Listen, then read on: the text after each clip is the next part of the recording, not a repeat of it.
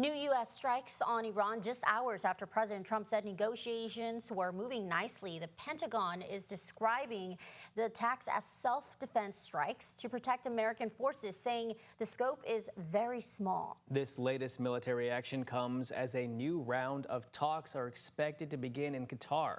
ABC's Lindsay Touchman has the latest.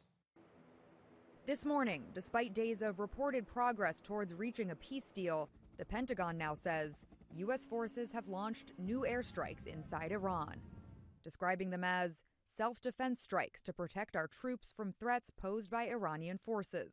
The strikes carried out in the area of Bandar Abbas, home to Iran's main naval base, reportedly targeted missile launch sites and Iranian boats trying to lay mines off the coast. The attacks coming despite the ongoing ceasefire. President Trump, marking Memorial Day, honored the 13 service members killed in the war so far. These incredible men and women gave their lives to ensure that the world's #1 state sponsor of terror will never have a nuclear weapon. Oh, and they won't. They will never have a nuclear weapon. There are indications the first step of a peace deal could be getting closer. Top Iranian negotiators have arrived in Qatar for talks.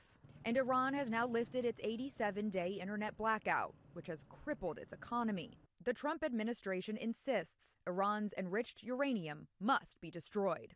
The president had a very important, I think, historic call just a couple days ago with a number of leaders from the region. I think there's strong alignment and agreement on what a preliminary draft should look like. It's going to take a couple days to settle on, even down to the disagreements over a word, sentence.